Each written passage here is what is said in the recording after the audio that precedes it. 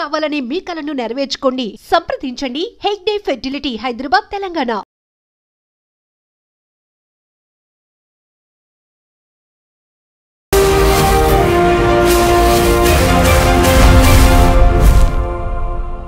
నమస్తే, welcome to I dream social spotlight with కవిత.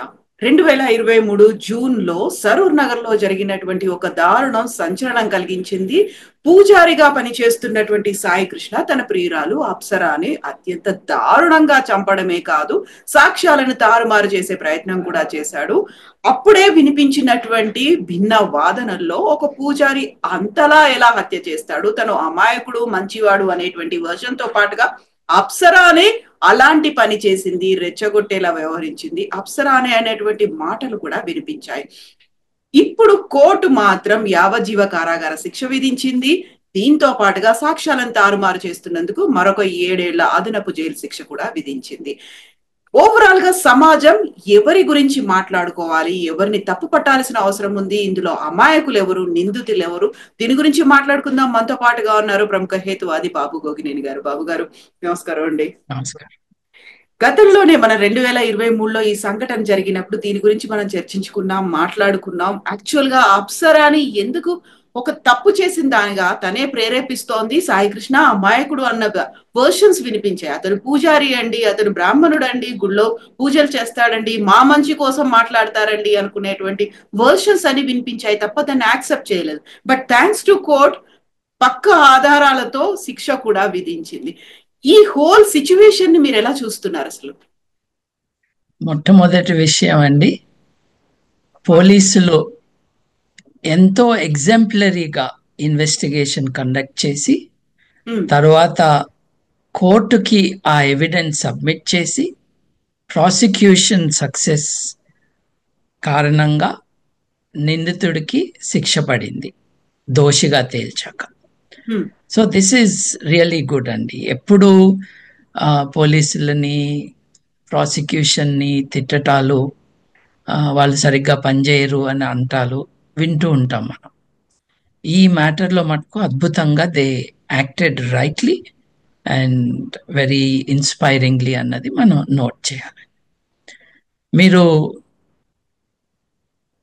అతను ఫలానా కులం వాడు కాబట్టి తప్పు చేయడు కదా, తప్పు చేసిందంతా అమ్మాయి అని అంటున్నారు కదా. ఆ అమ్మాయి కులం ఏంటి? ఆ అమ్మాయిది ఆ కులమే కదా. సో ఈ కులం చర్చ ఎందుకు వచ్చింది? అతను పూజారి కాబట్టి, పూజారులు తప్పు చేయరు కాబట్టి అన్నట్టుగా మాట్లాడుతున్నారు. సమాజంలో మతపరమైన వ్యవస్థలు దేంట్లో అయినా సరే ఉన్నవారందరూ మంచివారు, నిబద్ధతతో ఉంటారు అని ఒక జనరల్ ఇంప్రెషన్. ఎందుకు అనంటే మతం అన్నది నైతికత నేర్పిస్తుంది అని చాలా మంది నమ్ముతారు. అందుకని వాస్తవానికి ఆడవారికి మగవారికి సమాన స్థాయి సమాజంలో లేని పరిస్థితిని సమర్థిస్తూ ఉంటుంది మతం. కొంతమంది అయితే దానికి కారణమే మతం అంటారు. నా దృష్టిలో దాన్ని సమర్థించటానికి మతం తన సిద్ధాంతాలని పదును పెట్టుకుంటూ వచ్చింది చరిత్రలో. ఒక మతపరమైన సంస్థ నుండి వచ్చిన వారు ఆటోమేటిక్గా నైతికంగా కరెక్ట్గా ఉంటారనటం ఆలోచన లేకుండా మాట్లాడే మాటలు. ఎందుకంటే ప్రపంచంలో దాదాపు ఈ ఆధునిక యుగం లేదు, ఈ ఆధునిక క్యాలెండర్ ప్రకారం 2000 సంవత్సరాల్లో దాదాపు 1900 సంవత్సరాలు మతమే కదా రాజ్యం ఏలింది. రాజ్యాలతో మతం ఉంది. గుళ్ళే, చర్చిలే, మసీదులే రాజులను తమ అదుపులో పెట్టుకుని వ్యవహారాలు నడిపినాయి కదా. మరి ఈ టైంలో మతస్థులు లేదు, మత నాయకులు లేదు, గుళ్ళో పూజారులు, ఆ చర్చిల్లో పాస్టర్లు, మసీదుల్లో ఉండే ముల్లాలు, వీళ్ళందరూ ఎగ్జాంపులరీ బిహేవియర్ చూపించారా అని అంటే నో అనే వస్తుంది ఆన్సర్. వాళ్ళ మత ప్రకారం నడుచుకున్నారు. మనం మతమే సమాజానికి ఆన్సర్ అనుకుంటే మానవ హక్కులు అక్కర్లేదుగా. మత సిద్ధాంతాలనే మనం ఇంప్లిమెంట్ చేసుకోవాలి. అప్పుడు మతం ఆ పని చేయట్లేదు కాబట్టే మనం మానవ హక్కులు దాన్ని వ్యవస్థీకరించి దాన్ని ఇంప్లిమెంట్ చేయటానికి ఒక సిస్టమ్ పెట్టుకున్నాం, system of justice. So this is the first clarity అండి. రెండోది, పూజారి చంపేశాడు, పూజారి ఎలా చంపుతాడు అనటం కంటే more natural question should be, ప్రేమికుడు ఎలా చంపుతాడు? వాళ్ళు ప్రేమించుకున్నారు, వాళ్ళకి మధ్యన ఒక ఫిజికల్ రిలేషన్ ఉంది, ఉన్నా లేకపోయినా వాళ్ళు కలిసి ఉన్నారు, కలిసి తిరుగుతున్నారు, చంపటం ఎలా వచ్చింది అన్న ప్రశ్న వేసుకోవాలి. పూజారి కాదు, కులం కాదు. కులం ఆటోమేటిక్గా ఏమిస్తుంది? ఏమీ ఇవ్వదు. పవర్ ఇస్తుందేమో, డిస్క్రిమినేషన్కి, వివక్ష చూపటానికి అవకాశం ఇస్తుంది. సత్ప్రవర్తనకి కులానికి సంబంధం లేదు. సత్ప్రవర్తన ఇండివిజువల్ పర్సన్ మీద ఆధారపడి ఉంటుంది, సమూహంతో సంబంధం. ఇప్పుడు అన్ని సమాజాల్లోనూ, అన్ని వ్యవస్థల్లోనూ, అన్ని కాంటెక్స్ట్లోనూ సైకోపాత్స్ ఉంటారు. సైకోపాథిక్ ఇండివిజువల్స్ ఉండటం అన్నది వాస్తవం. చట్టాన్ని ఉల్లంఘించటం అన్నది ఇట్స్ ఎ డిఫరెంట్ మ్యాటర్. అసలు మనిషిగానే లేని పరిస్థితులు, హత్యలు చేయటం అన్నది మనిషి యొక్క సివిలైజేషనల్ స్టాండర్డ్స్కి వ్యతిరేకం, చట్టంతో సంబంధం లేక. అటువంటి పనులు జరిగినప్పుడు చుట్టూ ఉన్నవారు ఎలా రియాక్ట్ అవుతారు అన్నది is an indicator for us, because it gives us an index to the mind of society. మీరు అన్నది ఆ డేంజరస్ ఇండెక్సే సూచిస్తున్నది. పూజారి కదా, ఈ కులం కదా, ఈయన ఎందుకు చేస్తాడు, చెయ్యడు, మంచివాడు, పూజ చేస్తున్నాడు అని అన్నారు కదా. అక్కడితో ఆగకుండా నేను పాయింట్అవుట్ చేసినట్టుగా వారిద్దరు కులాలు ఒకటే, కానీ ఆమె చేసింది మటుకు తప్పు, ఆమెది కూడా ఆ కులం కదా, ఆమె ఎందుకు తప్పు చేస్తుంది అని అనలేదు. సమాజంలో ఆడవారి పట్ల ఉన్న చులకన లేదు, ఆడవారు నీచురాళ్ళు అన్న ఆలోచన, ఎవరైనా తప్పు చేస్తే దానికి కారణం ఆడవారే అని, ప్రొవొకేషను అంతా కూడా వారి నుండే వస్తుంది అని ఉన్న ఒక అపోహ, ఒక స్టీరియోటిపికల్ థింకింగ్. దానికి తోడు ప్రాపర్గా ఆలోచించకపోవటం. ఇప్పుడు ఒకటేమో మతపరంగా మైండ్ సరిగ్గా పనిచేయకపోవటం, రెండో వైపున జెండర్ అంటే మగవారు ఆడవారిలో తప్పు చేయని వాడే మగవాడు తప్పు చేయడు, తప్పంతా ఆడవారు చేస్తారు అన్నది రెండోది. ఈ రెండు they combine to create a very dangerous discourse. మీరు అన్నారు కదా, తప్పు ఆమె చేసింది, వివాహేతర సంబంధం పెట్టుకుంది, ఆవిడ హతురాలు, అప్సర, విక్టిమ్. ఆవిడ ఇంతకుముందు పెళ్లి చేసుకుంది, అతనితో విడిపోయినాక అతను ఆత్మహత్య చేసుకున్నట్టున్నాడు. That's a separate story. కానీ ఎప్పుడైతే ఆవిడ ఇతనితో అఫేర్ పెట్టుకుందో, ఆవిడ సింగిల్ ఉమెన్. సాయి కృష్ణ అనేవాడు ఆల్రెడీ మ్యారీడ్, ఒక బిడ్డ కూడా అనుకుంటా. నిజంగా వివాహేతర సంబంధం అన్నది కాంక్రీట్ గా మాట్లాడుకోవాలంటే వివాహం జరిగిన వాడు చేస్తున్నది, ఇద్దరిది తప్పే. అయ్యో అతనికి పెళ్ళయింది, ఒక పాప ఉంది, అతనికి ఒక కుటుంబం ఉంది, అతను సెపరేట్ కాకుండా నేను అతనితో అఫేర్ నడపటం తప్పు అని ఆవిడ గ్రహించాల్సిందే. మరేం చిన్నపిల్లేం కాదు, కానీ దానికి పనిష్మెంటు ప్రాణాలు కోల్పోవటం. మనం చుట్టూ ఉన్న సమాజం ఏం చెప్తుందంటే, వివాహేతర సంబంధం పెట్టుకుంది కాబట్టి చంపటం కరెక్టే. వాళ్ళందరికీ సమాధానం కోర్టు జడ్జిమెంట్, చంపిన వాడికి శిక్ష పడుతుంది, నీ మారల్ జడ్జిమెంట్స్కి దీనికి సంబంధం లేదు. ఇంకొకటి, శిక్ష పడాల్సింది పడలేదు ఈ హంతకుడి తండ్రికి. ఎందుకలా?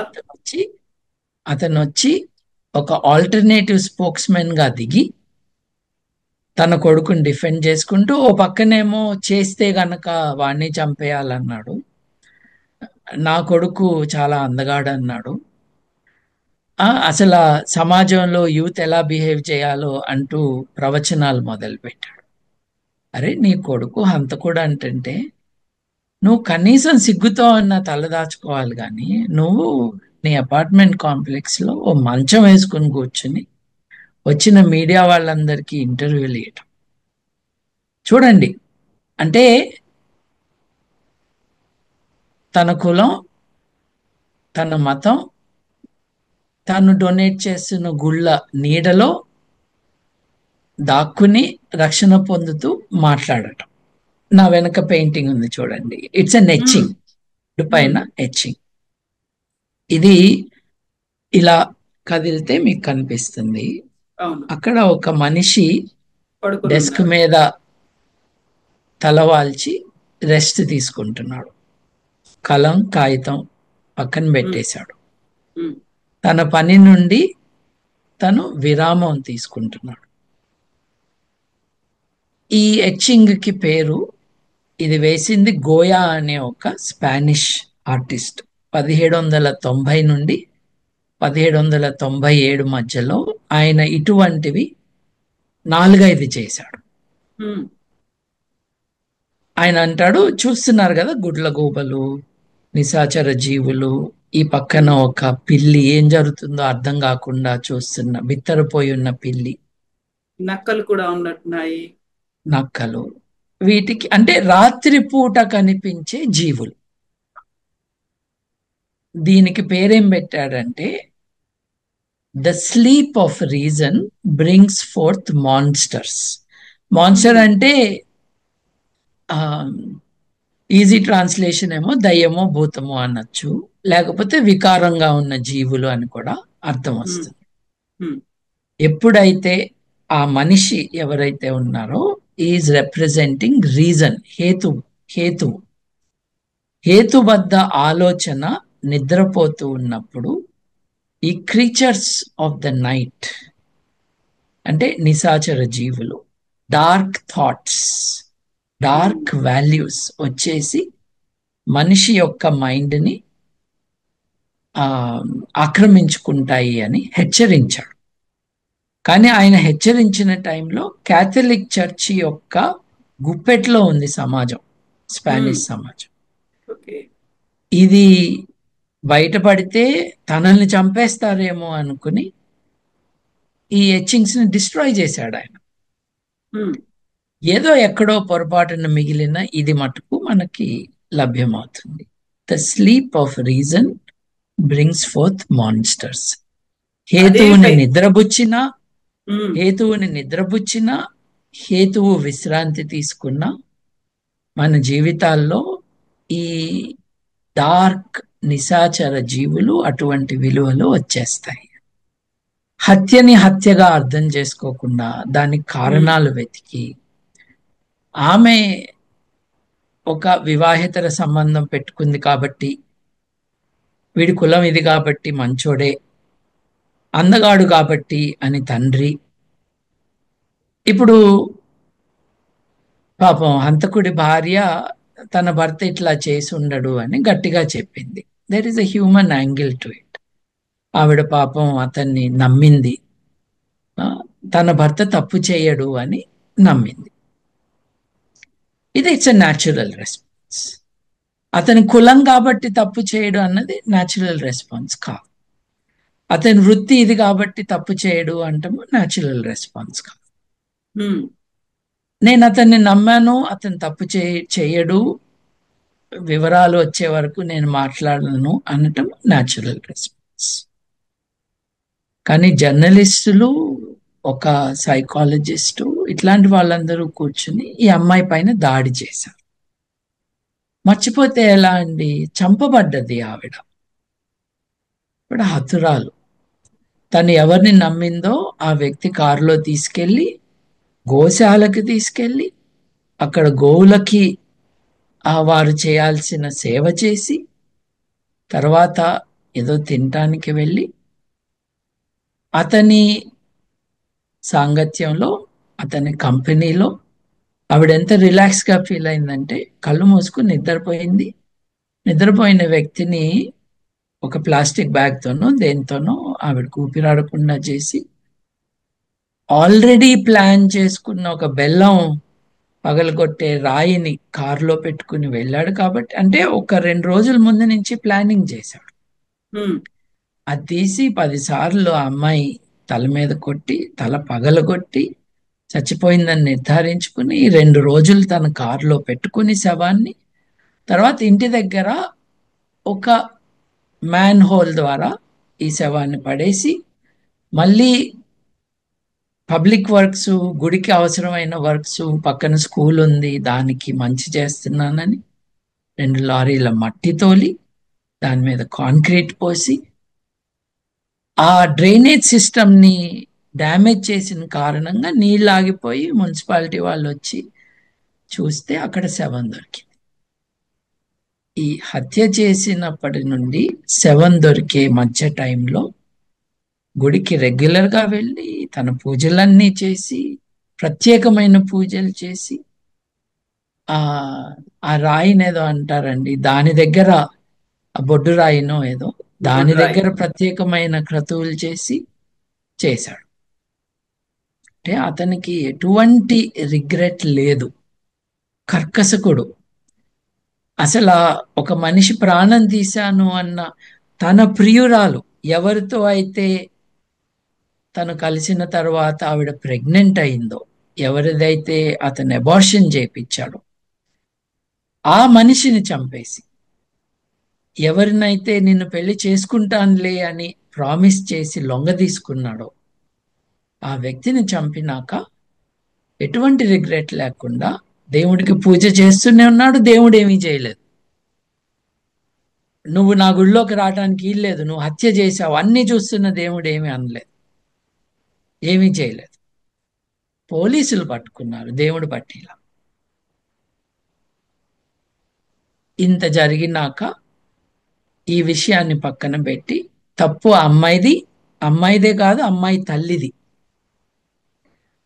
ఆ తల్లి దండం పెట్టి మమ్మల్ని వదిలేయండి అని ఏడ్చింది. పాపం ఎంత సాడ్ సిచ్యువేషన్. తన కూతురుని హత్య చేసినాక ఏడవటానికి కూడా అవకాశం ఇవ్వకుండా సమాజం మీద పడి రక్కేసింది మారల్గా. తప్పు నీదే, నీ కూతురే. అమ్మాయి మేజరు. ఆ అమ్మాయి చేసే మంచి పనులకి చెడ్డ పనులకి ఆ అమ్మాయే రెస్పాన్సిబుల్. ఈ మతము, కులము, ఈ నిశాచర భావనలు అన్నీ కూడా మనిషి యొక్క మస్తిష్కాన్ని ఆక్రమించుకుంటే ఇలాగే అయ్యేది. కరెక్ట్గా ఆలోచించకపో. హ్యాపీలీ పోలీసు వారు అద్భుతంగా, వారి పేరు మర్చిపోయానండి, శ్రీనివాస్ గారు అనుకుంటా, వారు మిగతా వారు కరెక్ట్గా ఇన్వెస్టిగేట్ చేసి వివరాలన్నీ బయటికి తీసుకొచ్చి దోషిని సమాజానికి అప్పచెప్పారు కోర్టు ద్వారా.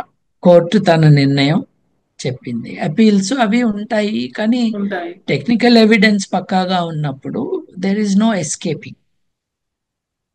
ఇప్పటికైనా ఆ అమ్మాయి మీద దాడి చేసేవాళ్ళు చేసింది తప్పు అని రికగ్నైజ్ చేసి ఆ తప్పుకి హత్య, మరణం కాదు ఆన్సర్స్ అన్నది they should at least now understand.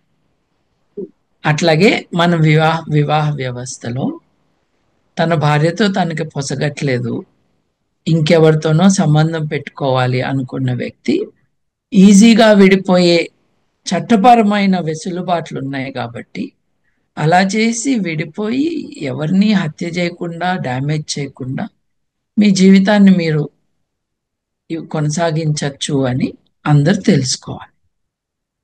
ఇప్పుడు తను కోరుకున్నవన్నీ తన ఇంట్లో ఉంటే బయటికి వెళ్ళేవాడు కాదేమో. అది ఇంట్లో వాళ్ళ తప్పు కాదు. Okay, it's not working, let me leave this marriage అని ఆయన అనుకుని ఉంటే ఇంకో రకంగా ఉండేది. ఇవి life sentence. Marriage is not a life sentence, but murder is a life sentence. మనం చూసాం కదా. కొంచెం మెచ్యూర్గా హ్యూమన్ రిలేషన్స్ పెయిన్ఫుల్ అయినా కూడా. నాకు అత్యంత విచారకరంగా ఉన్నది ఏంటంటే, అతని బిడ్డ, తన తండ్రి హంతకుడు, తన తల్లికి ద్రోహం చేసి ఇంకొక వ్యక్తిని మభ్యపెట్టి మోసపుచ్చి తరువాత ఆ వ్యక్తిని హత్య చేశాడు. గుళ్ళో పూజలు చేసుకుంటూ, గోశాలకు వెళ్ళి గోవులకి సేవ చేసి హత్య చేశాడు అన్నది ఆ పాప పెద్దదైనప్పుడు తెలుసుకుంటే ఎంత విచారకరమైన విషయం అండి. బట్ ఐ థింక్ ఈ మ్యాటర్ని తప్పుదో పట్టించటానికి ప్రయత్నించిన అతని తండ్రి పైన కేసు పెట్టలేదా అని నాకు ఆశ్చర్యంగా ఉంది. అదండి, that's my response to this. ఇంకొకటి లాస్ట్ టైం కూడా మీకు గుర్తు చేశాను. సైఫ్ అనే డాక్టర్ గారు తప్పు చేస్తే అతన్ని ఇలా చేయాలి అలా చేయాలి అని సమాజం అంతా మీద పడింది. ఆయన డాక్టర్. సైఫ్ అంటే ఆయన ముస్లిం కాబట్టి ముస్లింలందరూ ఇట్లాగే ఉంటారు అని దాడి చేశారు. చివరికి తేలింది ఏంటి? సైఫ్ గారు ఏమీ తప్పు చేయలేదు అని ఎంక్వైరీలో కోర్టు తేల్చింది. సైఫ్లో ఒక ఎఫ్ తీసేస్తే సాయి కదా. ఈ సాయి కృష్ణ చేసినప్పుడు మట్టుకు కులాన్నంతా అంటారా ఏంటి? ఒక మనిషి తప్పు చేస్తే ఒక మనిషే చేసింది అని అన్నారు. ఇది కరెక్ట్. ఎప్పుడైనా సరే నేరం ఒకళ్ళే చేస్తారు. ఆ నేరం చేసిన వాళ్ళే నేరస్తులు. మొత్తం కులాన్ని కుటుంబాన్ని అంతా అనకూడదు వాస్తవాలు తెలుసుకోకుండా. కానీ సైఫ్ విషయంలో ఆ కనికరం చూపించలేదు అతని మతానికి. సమాజం ఈ క్రీచర్స్ ఆఫ్ ద డార్క్ తమని దాడి చేసి తమల్ని మనుషులుగా స్పందించకుండా చేసే పరిస్థితులు వస్తాయి అని గమనించాలి. కొన్ని విషయాల్లో, కొన్ని సందర్భాల్లో అటువంటివి వచ్చేసినాయి అని తెలుసుకోవాలి. ప్రణయ్ని చంపినప్పుడు అతని విధవరాలు, అతని ప్రేమికురాలు, అతని బిడ్డకి తల్లి కాబోతున్న అమృతదే తప్పు అని హత్య చేయించినాక పోలీసులకి దడిసి ఎట్లయినా తనకి శిక్ష తప్పదు అని తెలుసుకున్న హత్య చేయించిన వాడు ఆత్మహత్య చేసుకోవటానికి కూడా ఆ అమ్మాయే కారణం అని అన్న వారందరూ మనుషులుగా మళ్ళీ ఆలోచించడం మొదలు పెట్టాలి అని మనం కోరుకుందాం. ఎగ్జాక్ట్లీ అండి బాబు గారు, థ్యాంక్ యూ సో మచ్. నిజంగా మనుషులుగా మనం ఆలోచించట్లేదు. మనుషులుగా ఆలోచన మొదలు పెట్టాలంటే ఫస్ట్ మనం మనుషులం అనేది గుర్తింపు అనేది వాళ్ళలో వాళ్ళు చేసుకునే అవసరం ఉంటుంది. హేతువుని నిద్ర లేపండి. Reason has to be awake. Reason కి మొరాలిటీకి లింక్ ఉంది. హేతుబద్ధత లేని చోట నైతికత లేదు. హేతుబద్ధత లేని చోట ఆలోచనలు సక్రమంగా ఉండవు. కాబట్టి తప్పకుండా అందరూ కూడా నిద్రపోతున్న ఆ వ్యవస్థలో ఉన్న హేతుబద్ధతని నిద్ర లేపండి మీ మనసుల్లో, సమాజంలో. అప్పుడు మార్పులు వస్తాయి. ఎస్ బాబు గారు, థ్యాంక్ యూ సో మచ్ అండి. మళ్ళీ మనం మాట్లాడుకుందాం ఇంకో టాపిక్ మీద. థ్యాంక్ యూ అండి.